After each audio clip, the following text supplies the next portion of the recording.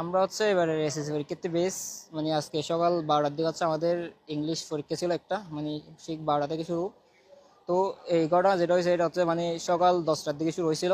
মানে এটা গরুটা মানে বাজারে নামাচ্ছিল, তখন ছুটে চলাচ্ছিল, কোত্থেকে নামাচ্ছিল? মানে গাড়ি থেকে নামাচ্ছিল, তখন মানে ছুটে চলাচ্ছিল।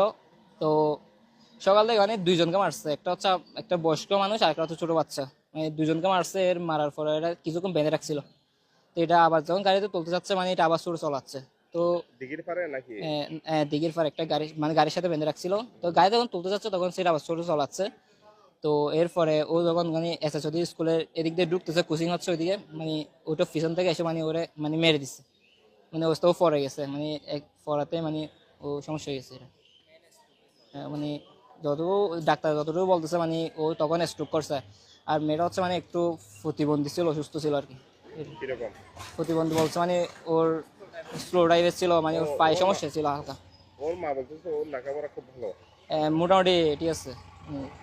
মেধা ঠিক আছে, মেধা মানে ওর মেধা আছে ভালো, মানে ও পায়ে সমস্যা আছে হালকা, মানে সেরকম মানে শারীরিক অসুস্থতা আর কি। বলতে এটা হচ্ছে ওই মানে যে যার ঘটনার দোষ উনি মানে সকাল থেকে যেহেতু দুইজনকে মারছে, মানে একটা ঘটনা হয়েছে না, মানে মানে এটা ওনার দায়ভার নিতে হবে।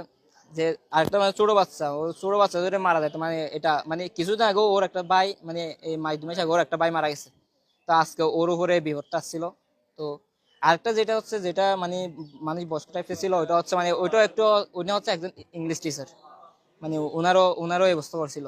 মানে উনি হ্যাঁ আজকে মানে সকাল 11টার দিকে, 11:30টার দিকে, মানে 11টার দিকে এটা ঘটার পর মানে ওরে ওইটা মানে কিছুক্ষণ বেঁধে রাখছিল।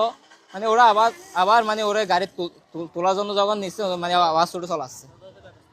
মানে এটা ও মানে কর্তৃপক্ষ যথাযথ ব্যবস্থা নিতে হবে, আমরা এটা দাবি জানাই।